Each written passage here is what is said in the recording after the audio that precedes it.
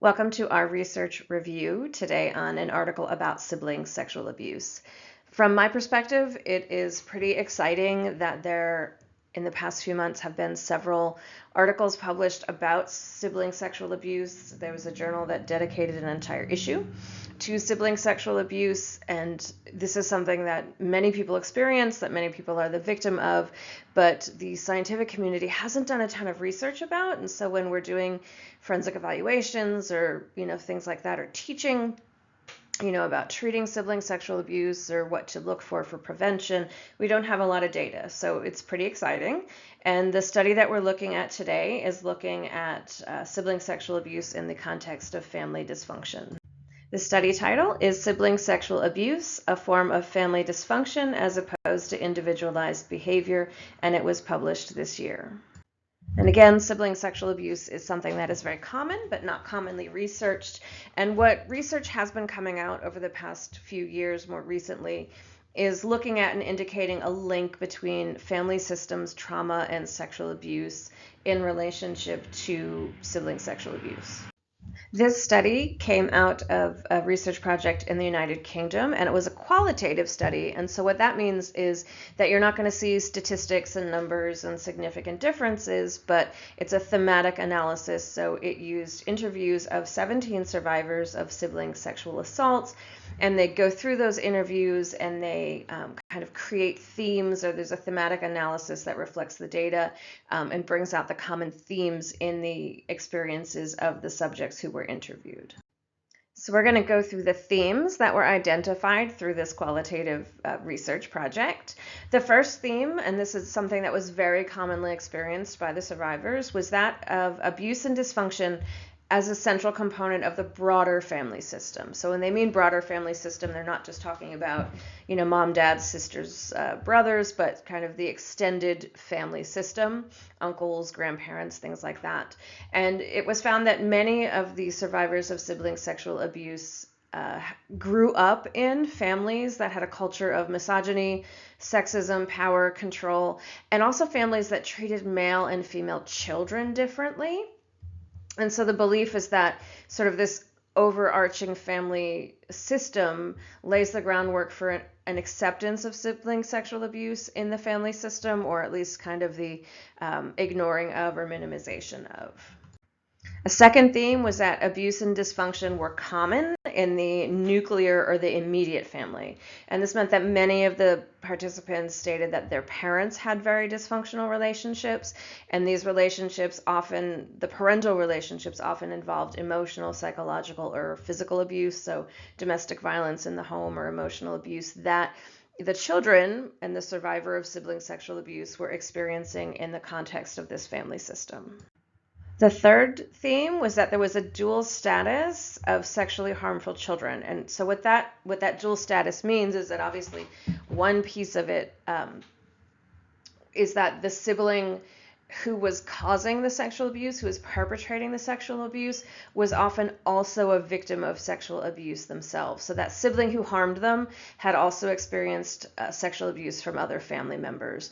And so that kind of indicates a cultural acceptance of abuse within the family system. The next theme is that the survivors of sibling sexual abuse often experienced what they called conflicting and paradoxical feelings toward the abusive sibling, right? So it's their sibling, right? They love them because of that family relationship.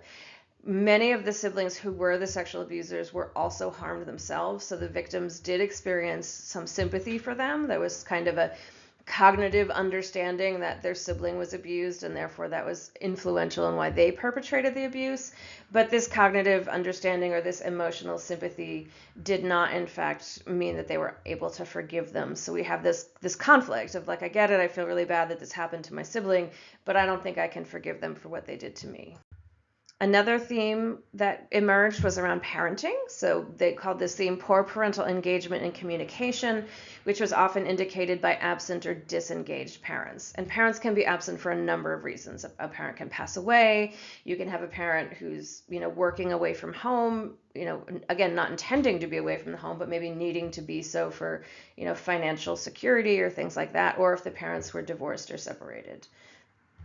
The parents could be disengaged even if they were living in the same home, if they just had a poor quality of relationship. And this gave an avenue or a platform for power and control to the sibling that was the sexual abuser. That was often an older sibling, and very frequently, because of the parental disengagement, that sibling was also acting in a parental capacity or in a parental role. And so what that also meant, when you didn't have a close relationship or parental absence, that the victims didn't often ask the parents for support because they didn't feel like they were there or they were available. Another theme was that of poor parental boundaries and inconsistent parenting. So these victims of sibling sexual abuse reported that there were really frequently poor boundaries by the parents around sex, sexuality, or pornography. So things like the parent watching pornography, in a living space where the children could see it, or, having sexual interactions where the children were around. So we're having pretty poor parental boundaries around sex. This normalizes sexual behaviors. They also found that in a lot of these families, the daughters were seen to be more sexualized people, and then the sons were not challenged for, kind of misogynistic or overly sexualized behaviors that they were expressing. So there was a lot of poor boundaries around sex and sexuality by the parents. Another theme, which is clearly not exclusive to sibling sexual abuse, was the denial of the abuse or downplaying of the child's voice. And so when a victim of the sibling sexual abuse did feel like they could disclose to the parents, that often resulted either in disbelief, like they just didn't believe the victim that this had happened to them, or an unwillingness to talk about the issue. And again, it doesn't, postulate as to why. There's many reasons why somebody might try to sweep something under the rug, or the parent was unable or unwilling to recognize what was going on. So when the victims found the courage to speak up about what was going on, it was not often met with support. Another theme that was found was a normalization of dysfunction and acceptance of abuse. And this is within the actual survivor themselves. So if you grow up in this household where we've got, various forms of abuse, sexual, emotional, physical, and that's your norm, you think that's what a normal family is and that's what families do. And so the victims just kind of assumed this is what families do and didn't know, right, that what was going on was abusive, or didn't realize that it was abusive, or didn't realize that this didn't happen in other families. And for many of the victims of this sibling sexual abuse, they found clarity about what was going on by having distance and space from their families. So a lot of them didn't realize until they were either older or left the family environment just how dysfunctional the family system was, or that the abuse that they experienced was not normal. Ultimately, the authors remind us that no two experiences of sibling sexual abuse are the same. So when we say that these themes emerged, it's not everyone. So not all 17 of these subjects experienced these things. Not all of the families were unresponsive to disclosure. And not all of the families where sibling sexual abuse occurred were dysfunctional, just many of them were. So what are the implications for treatment that come from this qualitative study? The authors first suggest that we should not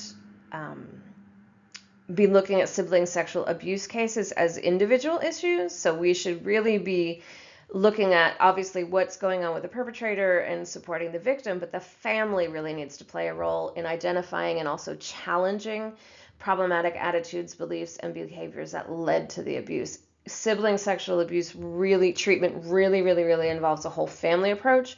You can't just treat the abuser, you need to treat the whole family system, because what the research is showing is that abuser is coming out of a dysfunctional family system, and if you don't work on the whole system, you're trying to help one person in that system, and then they're going back into that family system, so it makes things much more difficult. And for reference, this study was written by McCarten, King, Hill, and Gilsenan, entitled Sibling Sexual Abuse, a Form of Family Dysfunction as Opposed to Individualized Behavior. It was published this year in the Journal of Sexual Aggression.